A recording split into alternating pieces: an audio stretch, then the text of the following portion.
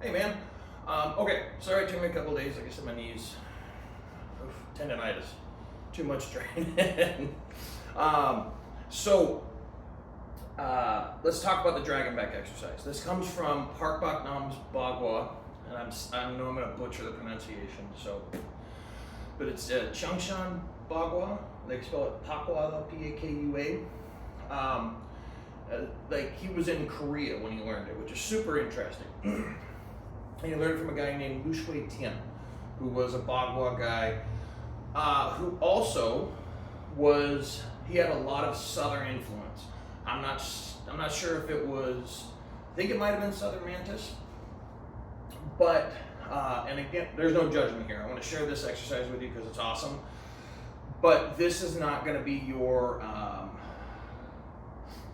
classical northern style Bagua. They move a little bit differently than this, but this exercise is incredible, and those guys are awesome. They generate a ton of power. But this is kind of like a southern mechanic. It's fantastic for your back. You just treat it like an exercise. It's great for your back. And when you learn how to actually pop with it, you get some really great short range power because it uses this southern home back boy, movement, okay? So basically what you're doing is you're creating big whips and waves through your spine and using your shoulders and the combination of your shoulders and your spine working at the same time. So it's pretty simple and it's awesome, but it's simple. Okay, hands out, palms come up, don't have to be anything fancy. What you're gonna do is you're gonna lean forward so I get this big bend in my back. This is where you start, because you get this movement really, make it big at first. This is not something I'm going to tell you to do 500 times when you start doing it. Don't overdo it, because your back will be super sore, because you're working all of the muscles around your spine. So it's a great exercise. Treat it like an exercise at the gym.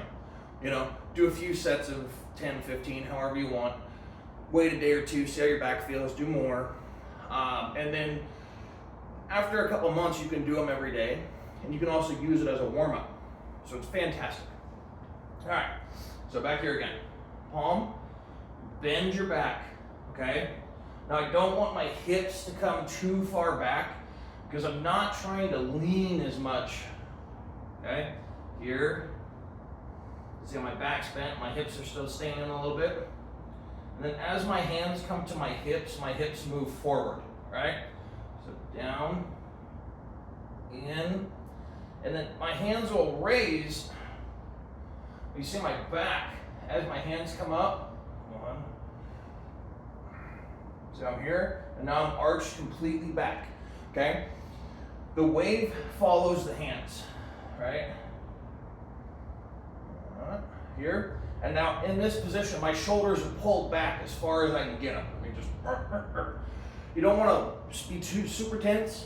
You just won't be able to flow with it, but pull them back, okay? So down, in, okay? And we get to this movement here, this position. Then this will fire as the hips pop back, okay? So 1, up, 2, okay? But now I'm shortening it a little bit. Do the big motion.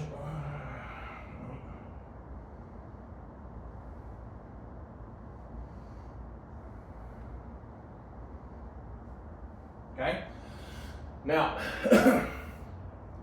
the hands, don't worry about trying to fire this as hard as you can because it's supposed to be the end of a whip. So you gotta be relaxed when you do this, okay? So,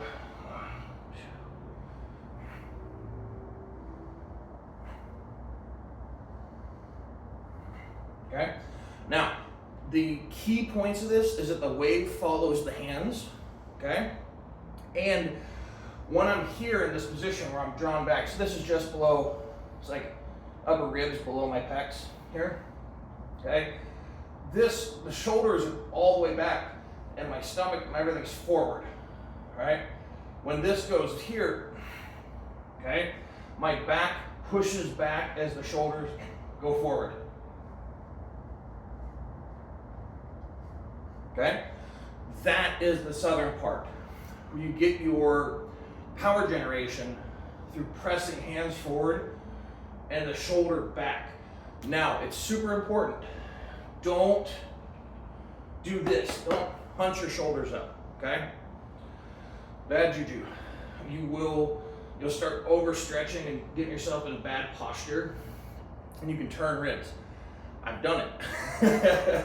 When I was younger and I didn't pay as good attention to detail, I actually turned ribs in my back because I would be so much like this that all the muscles in my upper back got overly powerful. They got stronger than my lower back, and they were able to pull up on the ribs. It sucks. So keep the shoulders down, okay? Again, I'm doing the shortened version because that's where I'm at right now. But, so 1,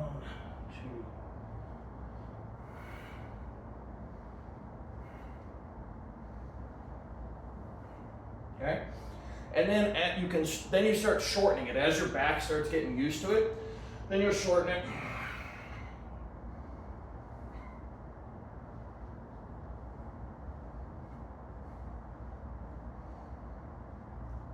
Okay?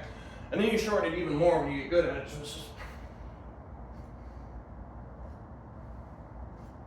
Okay? And that's that short range Southern power. Super cool.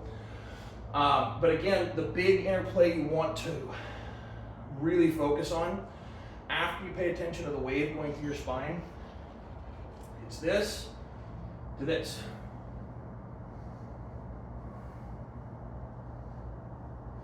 And you have a little bit of a drop as well when you do this because that's chum. It's sinking from the Southern, and that keeps you from overextending.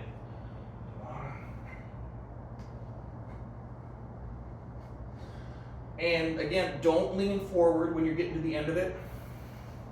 Just drop, pull in, wave up, out. Okay? And it's fantastic, man. You do this for a couple months, you'll be able to pop your back just by turning because these muscles will be so strong.